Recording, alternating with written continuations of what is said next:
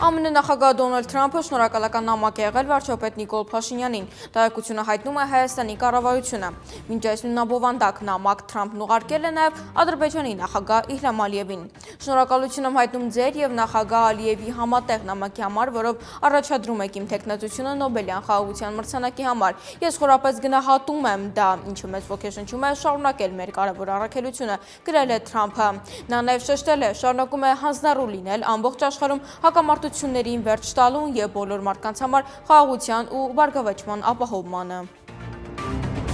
Հայաստան-Ադրբեջան սահմանային գոտում երկրաշարժ է գրանցվել, տեղեկությունը հայտնում է ՆԳՆ փրկարար ծառայությունը։ Դեկտեմբերի 8-ին ժամը 14:35-ին Հայաստան-Ադրբեջան սահմանային գոտում Ջերմուկ քաղաքից 13 կիլոմետր հյուսիս-արևելք, օջախի 10 կիլոմետր խորությամբ 2.2 մագնիտուդով երկրաշարժ է գրանցվել, ասված է հաղորդագրությունում։ Էպիկենտրոնային գոտում սորգետնյա ցնցման ուժգնությունը կազմել է 2-ից 3 բալ։ Երկրաշարժը գրանցվել է Վայոց-Ձորի մարզի Ջերմուկ քաղաքում, Կեչուդ եւ Գնդեվազ գյուղերում 1-ից 2 բալ ուժգնությամբ։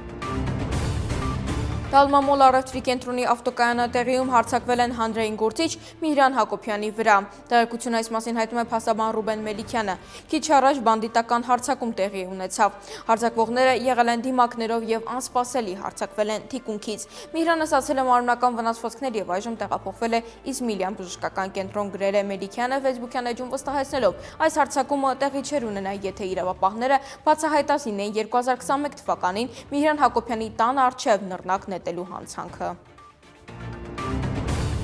Վրաստանը Տուրքերչի գանձի դեպի Հայաստան ադրբեջանական նավթամթերքի առաջին տարանցման համար։ Այս մասին հայտնել է Վրաստանի էկոնոմիկայի եւ կայուն զարգացման նախարարությունը։ Ավելի վաղ ադրբեջանական ԶԼՄ-ները հայտնել էին, թե Վրաստանն իբր Ադրբեջանից Հայաստան նավթի հնարավոր տարանցման համար կարող է պահանջել $92 1 տոննայի դիմաց։ Վրաստանի վարչապետի որոշման վրացական երկաթուղուն հանձնարարություն է տրվել մեկ անգամյա կարգով երկաթուղային բեռնափոխադրումն իրականացնել ամբողջովին անվճար, ասված է հաղորդագրությունում։